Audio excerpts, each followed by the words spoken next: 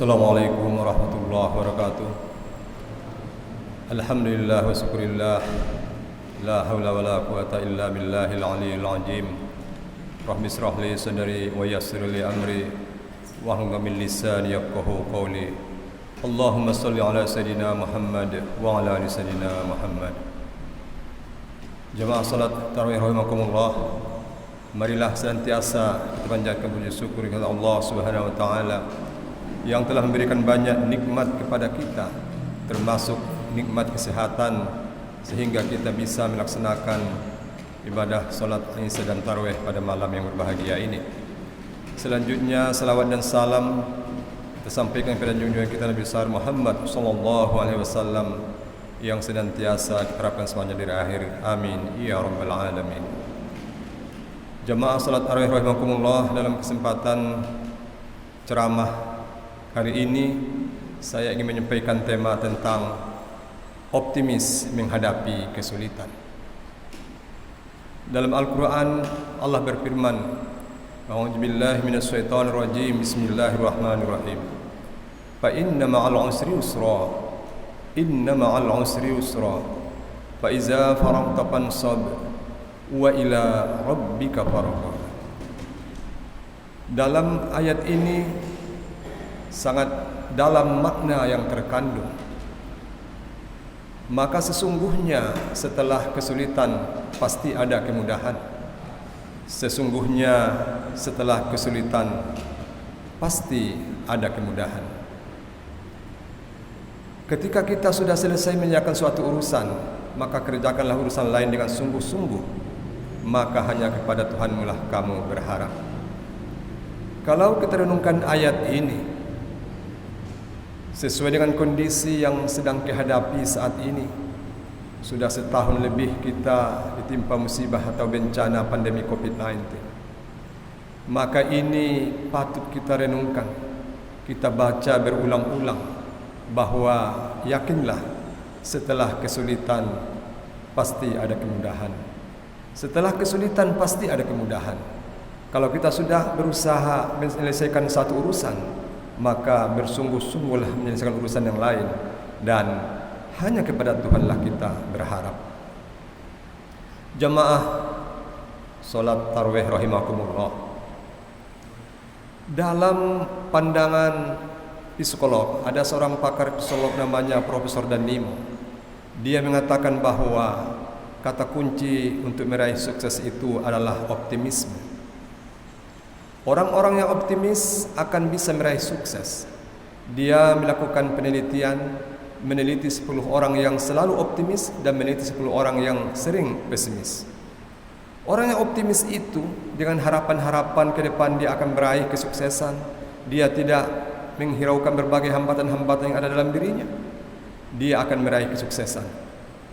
Kemudian dia meneliti 10 orang yang selalu pesimis, selalu merasa kalah, selalu merasa belum berjuang sudah kalah, maka itu akan mendapatkan banyak kesulitan-kesulitan atau kegagalan.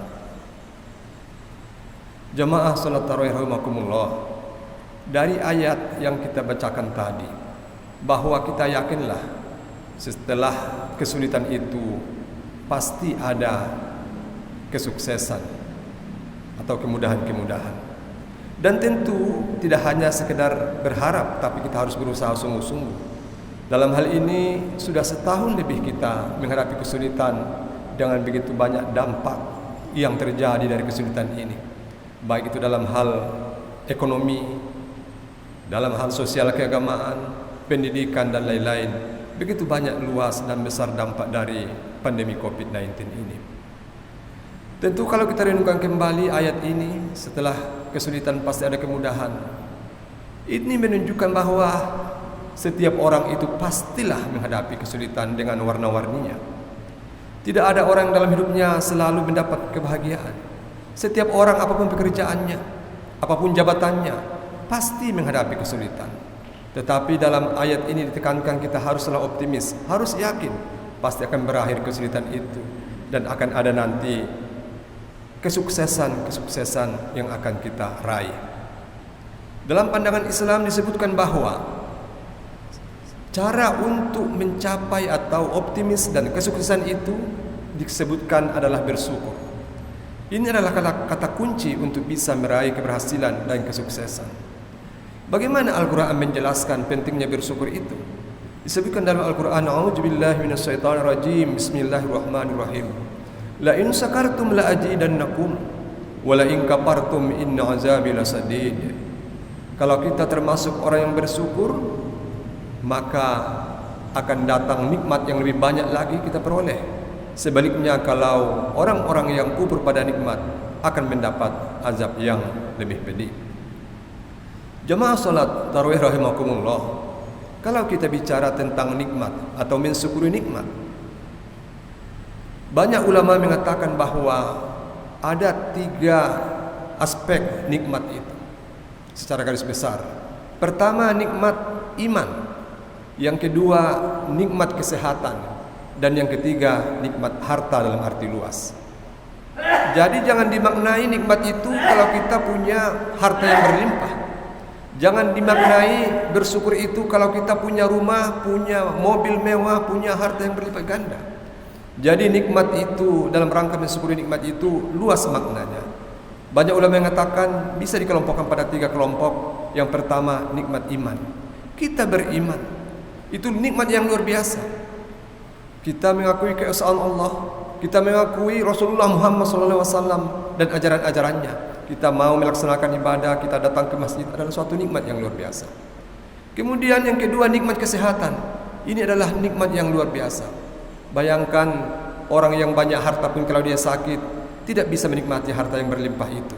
Jadi bersyukurlah kita, senantiasa bersyukur dengan nikmat yang luar biasa ini. Diberi nikmat kesehatan adalah nikmat yang luar biasa. Lalu bagaimana mensyukuri nikmat itu? Nikmat atau mensyukuri nikmat itu tentu tidak hanya sekedar mengucapkan syukur alhamdulillah. Mensyukuri nikmat itu disebutkan dengan memaksimalkan apa yang kita miliki. Memaksimalkan apa yang kita miliki adalah bagian dari mensyukuri nikmat. Kalau kita sehat, maka kita menggunakan kesehatan itu untuk hal-hal yang baik, maka itu adalah cara mensyukuri nikmat. Kalau ada kesempatan, kita menggunakan kesempatan sebaik mungkin. Kalau kita masih punya usia muda, kita gunakan tenaga kita sebaik mungkin. Kalau kita punya harta, kita gunakan harta itu sebaik mungkin. Itulah cara mensyukuri nikmat. Jamaah salat tarawih rahimakumullah, dari ceramah singkat atau kultum ini, semoga bisa kita ambil hikmahnya bahwa kita harus senantiasa optimis. Yakinlah, walaupun sudah setahun berlalu, sesudah setahun ini kita ditimpa musibah bencana COVID-19, kita tentu harus yakin, harus optimis. Insya Allah kita harus yakin dan berdoa dalam waktu singkat akan bisa segera berakhir bencana ini. Dengan demikian, kalau kita selalu optimis dalam pandangan kesehatan, orang-orang yang optimis itu akan kuat imunnya, maka dia akan kuat baik secara fisik maupun secara mental. Dengan demikian, adalah sangat penting kita selalu memiliki semangat optimisme yang tinggi untuk menghadapi berbagai kesulitan yang kita hadapi. Karena setiap orang pasti menghadapi kesulitan dalam hidupnya, apapun jabatannya, apapun pekerjaannya, usia berapapun, pasti menghadapi kesulitan-kesulitan. Janganlah kita pesimis dengan kesulitan-kesulitan yang kita hadapi, karena pesimis itu akan membuat seseorang semakin terpuruk. Tetapi orang yang optimis akan membuat masa depannya semakin cemerlang. Dengan demikian, semoga kita bisa menjadi orang-orang yang optimis, selalu berharap dan yakin dengan apa yang disebutkan dalam Al-Quran bahwa setelah kesulitan itu pasti ada kemudahan. Saya kira itu saja ceramah singkat yang bisa saya sampaikan dalam kesempatan ini. Semoga ada hikmahnya bagi kita semua. Wabillahi taufiq wal hidayah. Wassalamualaikum warahmatullahi wabarakatuh.